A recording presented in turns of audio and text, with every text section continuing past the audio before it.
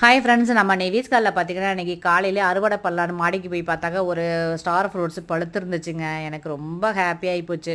அதையும் எடுத்துகிட்டு அப்புறம் புதுசாக நம்ம கார்டனில் இன்றைக்கி அறுவடை பண்ணியிருக்கேன். என்னென்னா ஆயிரம் காட்சி மிளகாய் நண்பர்களுக்கெல்லாம் அனுப்புறதுக்காக ஆயிரம் காட்சி மிளகாய் எடுத்திருக்கேன். யாருக்காவது தேவைப்பட்டாக்கா நமக்கு வந்து கமெண்ட் பாக்ஸில் வந்து கமெண்ட் பண்ணுங்கள். அப்புறம் வந்துட்டு என்னுடைய கார்டனில் மூக்குத்தி அவரை நிறையவே இருக்குங்க. ஏன்னா நிறையவும் பிஞ்சு பிடிச்சிருக்கு.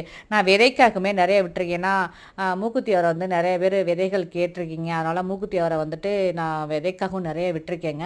அப்புறம் நம்ம கார்டனில் வந்துட்டு இன்னொன்று ஃபேவரட் பார்த்திங்கன்னா கும்குவாட் ஆரஞ்சு, அதுவும் பழுத்துருந்துச்சு.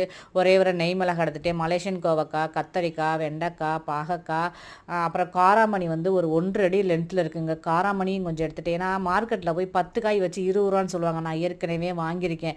நம்ம ஏன் இதெல்லாம் போயிட்டு மார்க்கெட்டில் வாங்கணும்? நம்ம மாடி தோட்டத்திலே விளைய வச்சு ஆர்கானிக்கான முறையில் நம்ம எடுத்து சாப்பிட்றது நம்ம உடம்புக்கு ஹெல்த்துக்கு தானே.